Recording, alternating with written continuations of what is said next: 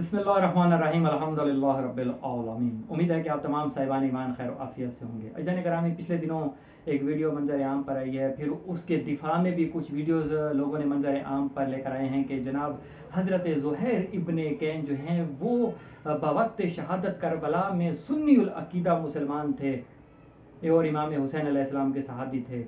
तो पहली बात तो हम ये अर्ज़ कर देना चाहते हैं और वाज़ेह और दो लफ्ज़ों में ये अर्ज़ कर देना चाहते हैं कि ये बात कहकर दर हकीकत मोमिनीन के अज़हान को भी मुंतशिर करने की कोशिश की गई है और मोमिनीन के अज़हान में भी शक व शुबहात पैदा करने की कोशिश की गई है और इतिहाद के नाम पर, इतिहाद उम्मत के नाम पर जो है ये गलत फहमी उम्मत के अंदर डालने की कोशिश की गई है, जबकि हकीकत इसके बरअक्स है।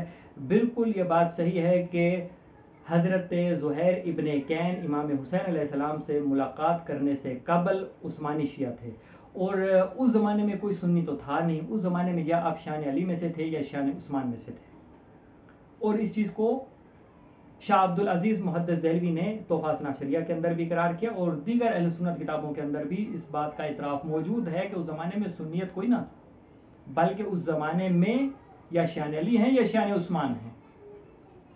और ये बात भी तारीख के अंदर दर्ज है कि उस्मानी मौला अली अलैहिस्सलाम को खलीफा राशिद ही नहीं तस्लीम करते थे, खलीफा ही नहीं मानते थे। और दूसरी बात यहाँ पर यह भी अर्ज कर दूं कि 300 साल तक तो मौला अली अलैहिस्सलाम को खुलफाए राशिदीन की लिस्ट में दाखिल ही नहीं किया गया। 300 साल बाद तो जाकर मौला अली अलैहिस्सलाम को खुलफा के अंदर उस लिस्ट के अंदर दाखिल किया जाता है। तो दूसरी तरफ जो शान अली हैं उनका वाज़ेह अकीदा है कि रसूलुल्लाह के बाद जो बरहक खलीफा है, खलीफा बिला फस्ल जो है वो सिर्फ अमीरुल मोमिनीन अली अलैहिस्सलाम है। ये दो नजरियात उस वक्त से चले आ रहे हैं, रसूलुल्लाह की वफात से ये दो नजरियात चले आ रहे हैं। बहरहाल इमाम हुसैन अलैहिस्सलाम से मुलाकात से कबल हजरत ज़ुहैर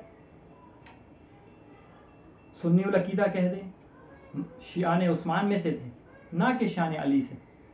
मगर इमाम हुसैन अलैहिस्सलाम से जब उनकी मुलाकात हुई तो फिर उस मुलाकात का असर और तौफीक इलाही उनके जब शामिल हाल हुई तो हज़रत ज़ुहैर इब्ने कैन ने मकतब उस्मानी को खुदा हाफिज किया और मकतब अलवी को कबूल किया। शियाने उस्मान से शियाने अली तक का सफ़र तेज़ी से तय किया, जैसे हुर ने यजीदियत से हुसैनियत का सफ़र तय किया। बिल्कुल उसी तरह हज़रत ज़ुहैर ने उस्मानियत से अलवियत तक का सफ़र तय किया, उन चंद लम्हात के अंदर, चंद दिनों के अंदर। और तारीख के अंदर भी इसके शवाहिद मौजूद हैं। हैरत है कि वाज़ेह शवाहिद होने के बावजूद भी कौम व मिल्लत के अंदर इंतशार पैदा करने के लिए जो है इस किस्म की बातें की जाती हैं। जैसा कि ये मेरे हाथ में सहाबे रहमत, जिसका उर्दू तर्जुमा है सरदार करबला, इसकी जिल्द अव्वल और सफ़ा नंबर अगर 450 के ऊपर आ जाए, जहाँ पर हज़रत ज़ुहैर इब्ने कैन की शख्सियत और शहादत का जिक्र है, तो इसके अंदर लिखा हुआ है कि रास्ते में इमाम हुसैन अलैहिस्सलाम से मुलाकात हो गई, आपने उनके हाथों हिदायत पाई, यानी उससे पहले वो हिदायत याफ्ता नहीं थे। इमाम हुसैन अलैहिस्सलाम से मुलाकात करने के बाद जो है हज़रत ज़ुहैर इब्ने कैन ने हिदायत पाई और फिर इमाम हुसैन अलैहिस्सलाम के लिए साथ रहे। अगर इसके बाद फिर आगे आ जाए, शायद अभी भी किसी को ये बात हजम ना हो, कि किसी को ये बात समझ में ना आए, तो ये मेरे हाथ में और आपके सामने सहीफा करबला, ये है हुज्जतुल इस्लाम वल मुस्लिमीन अली नजरी मुनफरद की और तर्जुमा है निसार अहमद जैनपुरी साहब का। इस किताब के अगर हम सफ़ा नंबर 281 के ऊपर आ जाएं, उसके अंदर वो लिखते हैं कि शुरू में उस्मान के ये तरफदार थे। शुरू में हज़रत ज़ुहैर जो है वो उस्मान के तरफदार थे। इमाम हुसैन अलैहिस्सलाम से मुलाकात के बाद तौफीक इलाही के नतीजे में अपने अकीदे से दस्तकश हुए और अली के शियों में शामिल हो गए। यानी अपना अकीदा, जैसे कि मैंने शुरू में अर्ज किया, उस्मानी तशय्यो को छोड़कर अलवी तशय्यो को इख्तियार किया। और फिर उसके बाद हम आगे आ जाते हैं एक बहुत बड़ा हवाला, कोई आम हस्ती नहीं बल्कि बहुत ही मारूफ शख्सियत علامہ سید علی نقی نکن صاحب کی یہ کتاب شہید انسانیت. اگر شہید انسانیت کو اٹھا لیں تو شہید انسانیت کے صفحہ نمبر 384 کے اوپر سید علی نکن صاحب نے کیا لکھا ہے کہ جب حسینی اور یزیدیوں کا آپس میں تبادلہ خیال ہو رہا تھا، گفتگو ہو رہی تھی، تو اس گفتگو کے درمیان جو ہے، یہاں پر وہ پوری گفتگو نقل ہے کہ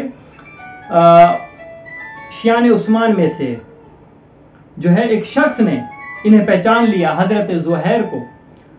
تو عذرا نے، جو عثمانی شیعہ تھا، عذرا نے انہیں پہچان کر کہا تھا کہ زہیر، تم اس گھرانے کے شیعہ تو نہ تھے، یعنی تم تو شیعان علی میں سے نہ تھے، تم تو عثمانی شیعہ تھے، تم تو عثمانی گروہ میں سے تھے. تو حضرت زہیر نے اس کے جواب میں کہا کہ اس وقت میرے یہاں کھڑے ہو جانے سے کیا تجھ کو یہ سمجھ نہیں آ رہی؟ کیا تجھ کو یہ نہیں سمجھ لینا چاہیے کہ میں شیعان علی سے ہوں؟ جی، کہ حضرت زہیر نے کہا اس وقت میرے یہاں کھڑے ہونے سے تو تم کو سمجھ ہی لینا چاہیے کہ میں شیعہ علی ہوں.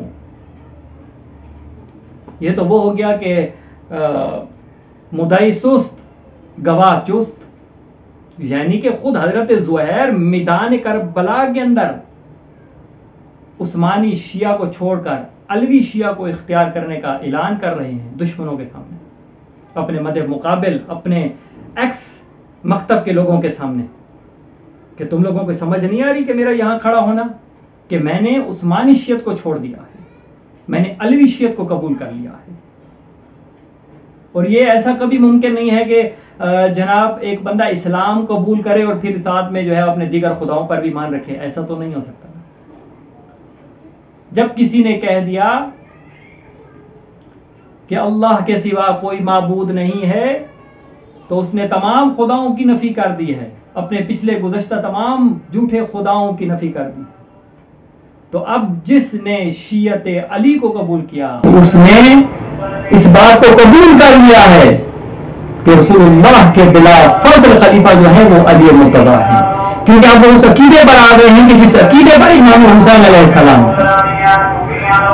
اب یہ مغالطہ پیدا کرنا اور اس دھوکہ دہی سے کام لینا کہ جناب امام حسین علیہ السلام کے ایک صحابی جو تھے وہ سنی العقیدہ تھے، یعنی عثمانی شیعہ تھے، یہ صرف اور صرف مومنین کو مغالطے میں ڈالنے کے لیے یہ بات کی گئی ہے، ورنہ اس چیز کا حقیقت سے دور دور تک کوئی تعلق نہیں ہے. بلکہ حقیقت یہی ہے کہ بوقت شہادت حضرت زہیر ابن کین علیہ السلام علی تھے، شیعان علی میں سے تھے، نہ کہ شیعان عثمان سے. اپنا خیال رکھیے گا اور اس بندہ حقیق کو اجازت دیجیے. السلام علیکم ورحمۃ اللہ وبرکاتہ.